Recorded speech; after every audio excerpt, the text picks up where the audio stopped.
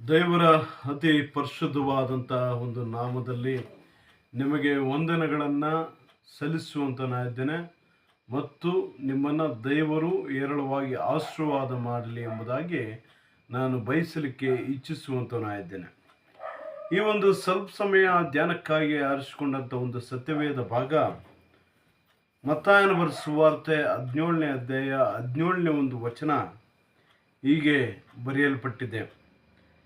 ಏನಂದರೆ, ಎಲೈ ನಂಬಿಕೆ ಇಲ್ಲದಂಥ ಮೂರ್ಖ ಸಂತಾನವೇ, ನಾನು ಇನ್ನೆಷ್ಟು ದಿವಸ ನಿಮ್ಮ ಸಂಗಡ ಇರಲಿ, ಇನ್ನೆಷ್ಟು ದಿವಸ ನಿಮ್ಮನ್ನು ಸಹಿಸಿಕೊಳ್ಳಲಿ, ಅವನನ್ನು ಇಲ್ಲಿಗೆ ನನ್ನ ಬಳಿಗೆ ಕರೆದುಕೊಂಡು ಬನ್ನಿರಿ ಅಂದನು ಎಂಬುದಾಗಿರುವಂಥ ಒಂದು ಮಾತು. ಈ ಒಂದು ಭಾಗ ಏನೆಂಬುದಾಗಿ ಬಹಳಷ್ಟು ಜನಗಳಿಗೆ ಚಿರಪರಿಚಿತವಾದಂಥ ಒಂದು ಭಾಗವಾಗಿದೆ. ಮುಖ್ಯವಾಗಿ ಒಬ್ಬ ಮೂರ್ಛೆ ರೋಗದಿಂದ ಬಾಧೆ ಪಡುವಂಥ ಒಂದು ವ್ಯಕ್ತಿಯ ಒಂದು ಜೀವನದಲ್ಲಿ ಯಾವ ರೀತಿಯಲ್ಲಿ ಪರಿಸ್ಥಿತಿ ಇದೆ ಎಂಬುದಾಗಿ ಅಲ್ಲಿರುವಂಥ ಜನಗಳಿಗೂ ಗೊತ್ತಿದೆ. ಮತ್ತು ಅವರ ತಂದೆ ಅವರ ಒಬ್ಬ ಒಂದು ವ್ಯಕ್ತಿ ಕರೆದುಕೊಂಡು ಬರ್ತಾನೆ. ಸ್ವಾಮಿ ಇವನನ್ನು ಕರುಣಿಸಿ ಈ ನನ್ನ ಒಂದು ಮಗನನ್ನು ಎಂಬುದಾಗಿ ಆ ಒಂದು ತಂದೆ ಬಂದು ಅಲ್ಲಿ ಕೇಳುವಾಗ ಮೊದಲನೇದಾಗಿ ಶಿಷ್ಯರ ಬಳಿಯಲ್ಲಿ ಬರ್ತಾನೆ. ಆದರೆ ಶಿಷ್ಯರಿಂದ ಸೌಖ್ಯ ಆಗಲಿಕ್ಕೆ ಸಾಧ್ಯನೇ ಆಗಲಿಲ್ಲ. ಆಗ ಯೇಸು ಸ್ವಾಮಿ ಹೇಳುವಂಥ ಒಂದು ಮಾತು, ಈ ಒಂದು ಮಾತನ್ನು, ಎಲೆ ನಂಬಿಕೆ ಇಲ್ಲದಂತಹ ಮೂರ್ಖ ಸಂತಾನವೇ, ನಾನು ಇನ್ನು ಎಷ್ಟು ದಿವಸ ನಿಮ್ಮ ಒಂದು ಬಳಿಯಲ್ಲಿ ಇರಲಿ ಎಂಬುದಾಗಿರುವಂಥ ಒಂದು ಮಾತನ್ನು ಇಲ್ಲಿ ಕೇಳುವಂಥದ್ದನ್ನು ನಾವು ನೋಡ್ತೇವೆ. ಆದರೆ ದೇವರು ಇವತ್ತು ನಮ್ಮೊಟ್ಟಿಗೆ ಮಾತನಾಡುವಂಥ ಒಂದು ಮಾತು ಏನೆಂದರೆ, ಮುಖ್ಯವಾಗಿ ಎಲೆ ಮೂರ್ಖ ಸಂತಾನವೇ,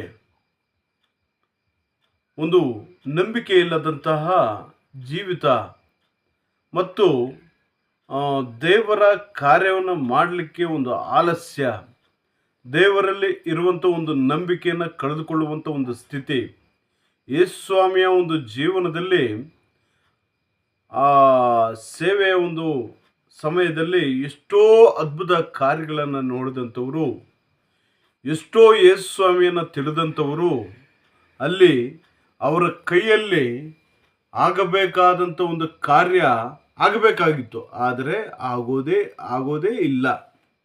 ಅದೇ ರೀತಿಯಲ್ಲಿ ಇವತ್ತಿನ ಸಮಾಜದಲ್ಲಿ, ಸಭೆಗಳಲ್ಲಿ ಮತ್ತು ವಿಶ್ವಾಸಿ ಕುಟುಂಬಗಳಲ್ಲಿ ಅವರ ಒಂದು ವಿಶ್ವಾಸವನ್ನು ಎಷ್ಟು ಸರಿ ಬಲವಾಗಿ ನಂಬಿದ್ರೂ ಸಹ ಅವರ ಒಂದು ಜೀವನದಲ್ಲಿ ದೇವರ ಒಂದು ಕಾರ್ಯ ನಡೀತಾ ಇಲ್ಲ. ಅದಕ್ಕೆ ಮೂರ್ಖ ಸಂತಾನ ಎಂಬುದಾಗಿ ಇಲ್ಲಿ ಹೇಳುವಂಥ ಒಂದು ಮಾತು ಏನಂದರೆ, ಸೈತಾನ್ನ ಒಂದು ಗುಲಾಮರಾಗಿ ಇದ್ದೀರ ಎಂಬುದಾಗಿರುವಂಥ ಒಂದು ಮಾತಾಗಿದೆ. ಅದೇ ರೀತಿಯಲ್ಲಿ ನಾವು ತಿಳಿದುಕೊಳ್ಳಬೇಕಾಗಿದೆ, ಯೇಸು ಸ್ವಾಮಿ ಒಂದು ವಾಕ್ಯವನ್ನು ತಿಳಿದಂಥ ನಾವು, ಯೇಸು ಸ್ವಾಮಿ ಬಗ್ಗೆ ಅರ್ಥಂತ ನಾವು ಎಷ್ಟು ಮಾತ್ರ ನಂಬಿಕೆಯಿಂದ ದೇವರೊಟ್ಟಿಗೆ ಜೀವಿಸುವಂಥವರಾಗಿದ್ದೇವೆ ಎಂಬುದಾಗಿ. ನಮಗೆಲ್ಲವೂ ಸಹ ದೇವರು ಅಧಿಕಾರವನ್ನು ಕೊಟ್ಟಿದ್ದಾನೆ. ಯಾವ ರೀತಿಯಲ್ಲಿ ಅಧಿಕಾರ ಕೊಟ್ಟಿದ್ದಾನೆ? ಎಲ್ಲಿ ನನ್ನ ನಾಮದಲ್ಲಿ 2-3 ಸೇರಿ ಬರ್ತಾರೋ ಅಲ್ಲಿ ನಾನಿದ್ದೇನೆ ಎಂಬುದಾಗಿ.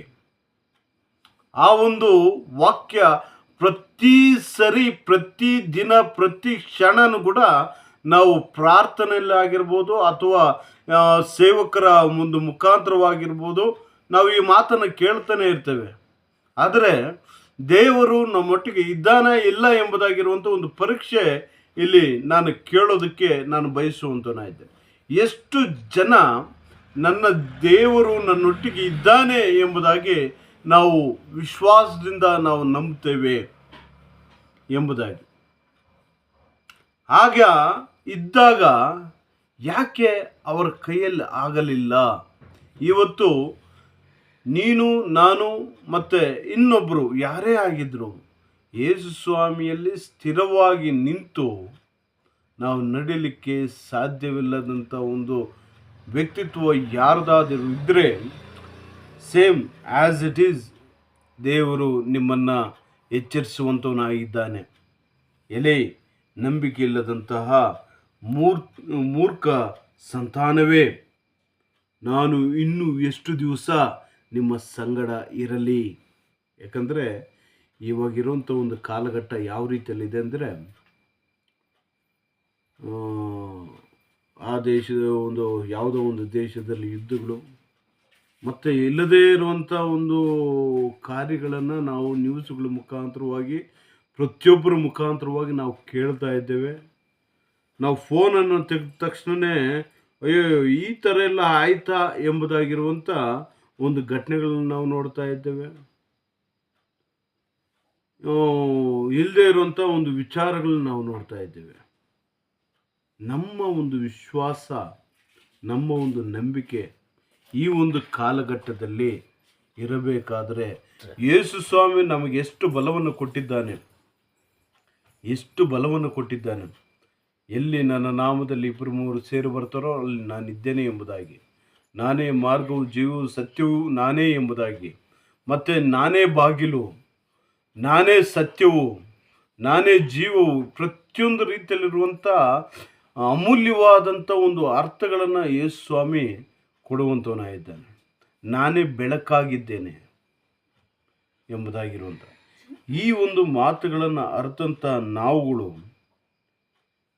ದೇವರ ಒಂದು ವಿಚಾರದಲ್ಲಿ ಕೆಲವೊಂದನ್ನು ಮಾಡಲಿಕ್ಕೆ ಸಾಧ್ಯನೇ ಆಗ್ತಾ ಇಲ್ಲ. ಏನೋ ಯೇಸು ಸ್ವಾಮಿಯಲ್ಲಿ ಸ್ಥಿರವಾಗಿ ನಿಲ್ಲಬೇಕೆಂಬುದಾಗಿ ಹೇಳುವಾಗ ಸ್ಥಿರವಾಗಿ ನಿಲ್ಲೋದಿಲ್ಲ. ಯೇಸು ಸ್ವಾಮಿಯ ಒಂದು ವಿಚಾರವನ್ನು 4 ಜನ ಕೇಳಬೇಕಂದ್ರೆ ಅದು 4 ಜನ ಕೇಳೋದಕ್ಕಾಗೋದಿಲ್ಲ. ಯೇಸು ಸ್ವಾಮಿ ಅಧಿಕಾರವನ್ನು ಕೊಟ್ಟಿದ್ದಾನೆ. ನೀವು ಭೂಮಿಯ ಕಟ್ಟಕಡೆಗೆ ಹೋಗಿ ನನ್ನ ಬಗ್ಗೆ ಸುವಾರ್ತೆಯನ್ನು ಸಾರ್ರಿ, ಯಾರ್ಯಾರು ಬರ್ತಾರೋ ಅವ್ರಿಗೆ ದೀಕ್ಷಾಸ್ನಾನ ಮಾಡಿಸಿ, ಅವ್ರಿಗೆ ಶಿಷ್ಯರನ್ನಾಗಿ ಮಾಡಿಸಿ ಎಂಬುದಾಗಿ. ಇವತ್ತಿನ ಒಂದು ಸಭೆಗಳಲ್ಲಿ ಯಾವ ರೀತಿಯಲ್ಲಿದೆ ಅಂದರೆ, ನಮ್ಮ ಸಭೆಗೆ ಬನ್ನಿರಿ, ಇನ್ನೆಲ್ಲೂ ಹೋಗಬೇಡ್ರಿ, ನಮ್ಮ ಸಿದ್ಧಾಂತಗಳು ಇದು, ನಮ್ಮ ಒಂದು ಇದು ಎಂಬುದಾಗಿ ಹೇಳುವಾಗ ಅವರು ವಿಶ್ವಾಸಿಗಳು ಸಹ ಅದೇ ರೀತಿಯಲ್ಲಿ ಆಗಿದ್ದಾರೆ. ಅಯ್ಯೋ ಅಲ್ಲಿ ಚೆನ್ನಾಗಿ ಹೇಳ್ತಾರೆ, ಅಲ್ಲೇ ನಾವು ಹೋಗೋದು, ಇಲ್ಲೇ ನಾವು ಹೋಗೋದು ಅಲ್ಲ. ಯೇಸು ಸ್ವಾಮಿ ಕೊಟ್ಟಿರುವಂಥ ಒಂದು ಸುವಾರ್ತೆ, ಒಂದು ಸೇವೆ, ನಾವು ಮಾಡಬೇಕಾದಂಥ ಒಂದು ರೀತಿ ಬೇರೆಯಾಗಿದೆ. ನಾವು ಇದ್ದ ಕಡೆ ಇದ್ದರೆ ಅದು ಯಾವುದೇ ಒಂದು ರೀತಿಯಲ್ಲಿರುವಂಥ ಒಂದು ಪ್ರಯೋಜನವನ್ನು ಪಡೆದುಕೊಳ್ಳಲಿಕ್ಕೆ ಸಾಧ್ಯವಿಲ್ಲ. ನಾನು ತಿಳಿದಂಥ ಯೇಸು ಸ್ವಾಮಿ, ನಾನು ವಿಶ್ವಾಸದಂಥ ಯೇಸು ಸ್ವಾಮಿ ನನ್ನ ಜೀವನದಲ್ಲಿ ಈಗಿದ್ದಾನೆ. ಆದರೆ ಇನ್ನೊಬ್ಬರಿಗೆ ತಿಳಿಸುವಾಗ ಅವರ ಒಂದು ಜೀವನದಲ್ಲಿ ಅದ್ಭುತ ಮಾಡಲಿಕ್ಕೆ ಸಾಧ್ಯವಾಗುತ್ತೆ. ಅದಕ್ಕೆ ಯೇಸು ಸ್ವಾಮಿ ಇಲ್ಲಿ ಆ ಒಂದು ಮೂರ್ಛ ರೋಗಿಯನ್ನು ಕರೆದ ತಕ್ಷಣ, ಏ ದೆವ್ವವೇ ಬಿಟ್ಟು ಹೋಗು ಎಂಬ ತಕ್ಷಣ ಅದು ಬಿಟ್ಟು ಹೋಗುತ್ತೆ. ಕಾರಣ ಯೇಸು ಸ್ವಾಮಿಯಲ್ಲಿ ಅಂಥ ಒಂದು ಶಕ್ತಿ ಇತ್ತು. ಯೇಸು ಸ್ವಾಮಿ ಜೊತೆಗೆ ಅಷ್ಟು ದಿವಸ, ಅಷ್ಟು ವರ್ಷಗಳು, ಅಷ್ಟು ಅದ್ಭುತಗಳು ನೋಡಿದಂಥ ಒಂದು ವ್ಯಕ್ತಿಗಳಲ್ಲಿ ಆಗಲಿಲ್ಲ. ಕಾರಣ ಅವರಲ್ಲಿ ವಿಶ್ವಾಸದ ಕೊರತೆ ಇತ್ತು. ಅದಕ್ಕೆ ಯೇಸು ಸ್ವಾಮಿ ಅವರನ್ನು ಗದರಿಸುವಂಥವನಾಗಿದ್ದಾನೆ. ಇವತ್ತು ಸಭೆಯಲ್ಲಿ ನಿಮ್ಮನ್ನು ಗದರಿಸುವಂಥವನಾಗಿದ್ದಾನೆ. ನಿನ್ನ ವಿಶ್ವಾಸವೇನು, ನಿನ್ನ ನಂಬಿಕೆ ಏನು, ನಿನ್ನ ಕೆಲಸವೇನು,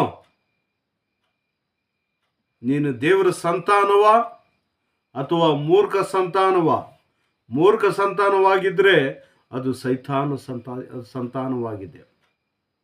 ದೇವರ ಸಂತಾನವಾದರೆ ನಂಬಿಕೆಯ ಒಂದು ಸಂತಾನವಾಗಿದೆ, ದೇವರೊಟ್ಟಿಗಿರುವಂಥ ಒಂದು ಸಂತಾನವಾಗಿದೆ, ದೇವರಲ್ಲಿ ಜೀವಿಸುವಂಥ ಒಂದು ಕುಟುಂಬವಾಗಿದೆ, ಒಂದು ವ್ಯಕ್ತಿಯಾಗಿದ್ದಾನೆ, ಒಂದು ಸಾಕ್ಷಿಯಾಗಿದ್ದಾನೆ. ಇದನ್ನು ನಾವು ಅರ್ಥ ಮಾಡಿಕೊಳ್ಬೇಕು. ಇವತ್ತು ನಮ್ಮ ಜೀವನದಲ್ಲಿ ಅದ್ಭುತಗಳನ್ನು ಮಾಡಲಿಕ್ಕೆ ಶಕ್ತನಾದಂಥ ದೇವರಲ್ಲಿ ನಾವು ನಂಬಿಕಸ್ಥರಾಗಿ ನಡೀತಾ ಇದ್ದೇವಾ ಎಂಬುದಾಗಿ ನಾವು ತಿಳಿದುಕೊಳ್ಳಬೇಕು. ನಮಗೆ ಕೊಟ್ಟಿರುವಂಥ ಒಂದು ಕರವಿಕೆ ನಾವು ಸರಿಯಾದಂಥ ಒಂದು ರೀತಿಯಲ್ಲಿ ಉಪಯೋಗಿಸ್ತಾ ಇದ್ದೇವಾ ಎಂಬುದಾಗಿ ನಾವು ತಿಳಿದುಕೊಳ್ಳಬೇಕು. ತಿಳಿದುಕೊಂಡು ದೇವರಲ್ಲಿ ಸಮರ್ಪಿಸೋಣ. ದೇವರೇ, ಈ ಒಂದು ವಾಕ್ಯವು ನನ್ನೊಟ್ಟಿಗೆ ಮಾತನಾಡಿದೆ. ದೇವರೇ, ಇವತ್ತು ನನ್ನ ಒಂದು ಹೃದಯದಲ್ಲಿ ದೇವರು ನನ್ನ ಎಚ್ಚರಿಸಿದ್ದಾನೆ, ನನ್ನ ಜವಾಬ್ದಾರಿಗಳನ್ನು ಎಚ್ಚರಿಸಿದ್ದಾನೆ ಎಂಬುದಾಗಿ ತಿಳಿದು ದಯಮಾಡಿ ದೇವರಲ್ಲಿ ನಿಮ್ಮ ಒಂದು ಕಾರ್ಯಗಳನ್ನು ಮಾಡುವುದಕ್ಕೆ ಎಚ್ಚರಗೊಳ್ಳ್ರಿ. ಸಮಯ ಜಾಸ್ತಿ ಇಲ್ಲ, ಸ್ವಲ್ಪವೇ ಇರುವಂಥದ್ದು. ಅದಕ್ಕೆ ನಮ್ಮ ನಂಬಿಕೆಯನ್ನು ಸ್ಥಿರಪಡಿಸಿಕೊಳ್ಳೋಣ. ದೇವರು ನಮ್ಮೆಲ್ಲರನ್ನು ಆಶೀರ್ವಾದ ಮಾಡಲಿ. ಪ್ರಾರ್ಥನೆ ಮಾಡೋಣ. ದೈವಾದಿ ದೇವನೇ, ರಾಜಾದಿರಾಜನೇ, ಅಪ್ಪ, ಮೂರ್ಖ ಸಂತಾನದವರ ರೀತಿಯಲ್ಲಿ ಜೀವಿಸದಂತೆ, ಅಪ್ಪ, ದುಷ್ಟರ ರೀತಿಯಲ್ಲಿ ಜೀವಿಸದಂತೆ, ಅಪ್ಪ, ನಾನು ನಿನ್ನನ್ನು ನಂಬಿದಂಥ ಒಂದು ವಿಶ್ವಾಸಿಯಾಗಿ, ನಾನು ನಿನ್ನನ್ನು ತಿಳಿದಂಥ ಒಂದು ವ್ಯಕ್ತಿಯಾಗಿ ನಾವು ಅಪ್ಪ ನಿಮ್ಮಲ್ಲಿ ನಡೆಯಲಿಕ್ಕಾಗುವಂತೆ ದೇವರೇ ನೀವು ಸಹಾಯ ಮಾಡಿರಿ. ಇಗೋ ಸ್ವಾಮಿ, ನೀವು ಆ ಒಂದು ಮೂರ್ಛರೋಗಿಯಿಂದ ಆ ಒಂದು ವ್ಯಕ್ತಿಯನ್ನು ಅಪ್ಪ ನೀವು ಬಿಡಿಸಿದ್ದೀರಾ, ಅದ್ಭುತ ಮಾಡಿದ್ದೀರಾ. ಆದರೆ ನಿಮ್ಮ ಒಂದು ದೈವತ್ವವು ಇಗೋ ಸ್ವಾಮಿ ಪ್ರಪಂಚಕ್ಕೆಲ್ಲ ಸಹ ಗೊತ್ತು. ಆದರೆ ನಾವು ತಿಳಿದಂಥ ಒಂದು ಯೇಸು ಸ್ವಾಮಿಯ ಒಂದು ದೈವತ್ವವು ನಾವು ತಿಳಿದಿದ್ದರೂ ಕೂಡ ನಾವು ನಮ್ಮ ವಿಶ್ವಾಸವನ್ನು ಬೇರೆ ರೀತಿಯಲ್ಲಿ ಬೇರೆ ಕಡೆಗೆ ನಾವು ಇಟ್ಟಿದ್ದೇವಾ, ಅಥವಾ ಒಂದೇ ಬಾವಿಯಲ್ಲಿರುವಂಥ ಒಂದು ಕಪ್ಪೆಯಾಗಿ ಜೀವಿಸ್ತಾ ಇದ್ದೇವಾ ತಿಳಿದುಕೊಂಡು, ಸ್ವಾಮಿ, ನಿನ್ನ ವಾಕ್ಯದ ಪ್ರಕಾರ ನಾವು ನಿನ್ನ ಸಂತಾನದವರಾಗಿ, ನಿನ್ನ ಮಕ್ಕಳಾಗಿ, ಅಪ್ಪ ತಂದೆ ಎಂಬುದಾಗಿ ಕರೆಯುವಂಥವರಾಗಿ, ನಿನ್ನ ವಾಕ್ಯವನ್ನು ಇತರರಿಗೆ, ಬಾಧೆ ಪಡುವಂಥವ್ರಿಗೆ, ದುಃಖದಲ್ಲಿರುವಂಥವ್ರಿಗೆ, ನೋವಿನಲ್ಲಿರುವಂಥವ್ರಿಗೆ ತಿಳಿಸಲಿಕ್ಕೆ ನಮಗೆ ಬೇಕಾದಂಥ ಒಂದು ಶಕ್ತಿಯನ್ನು, ಜ್ಞಾನವನ್ನು, ಬುದ್ಧಿಯನ್ನು, ವಿವೇಕವನ್ನು ನೀವು ದಯಪಾಲಿಸಿಕೊಡ್ರಿ. ಎಲ್ಲವೂ ಸಹ ಇಗೋ ಸ್ವಾಮಿ, ಈ ಸಂದರ್ಭದಲ್ಲಿ ಯಾರ್ಯಾರು ಕಷ್ಟದಲ್ಲಿದ್ದಾರೋ, ಯಾರ್ಯಾರು ನೋವಿನಲ್ಲಿದ್ದಾರೋ, ಯಾರ್ಯಾರು ದುಃಖದಲ್ಲಿದ್ದಾರೋ ಅವರೊಟ್ಟಿಗೆ ನೀವು ಮಾತನಾಡ್ರಿ, ಅವರನ್ನು ಆಶೀರ್ವಾದ ಮಾಡಬೇಕೆಂಬುದಾಗಿ ಎಲ್ಲವೂ ಸಹ ನಿಮ್ಮೊಂದು ಕರಗಳಲ್ಲಿ ಒಪ್ಪಿಸುತ್ತಾ ನಮ್ಮ ಪ್ರಭು ರಕ್ಷಕನ ಒಡೆಯನಾಗಿರುವಂಥ ಯೇಸುವೆ ನಿಮ್ಮ ನಾಮದಲ್ಲಿ ಪ್ರಾರ್ಥಿಸಿ ಬೇಡಿಕೊಳ್ಳುವಂಥ ರಾಯದ ಕರ್ತನೇ.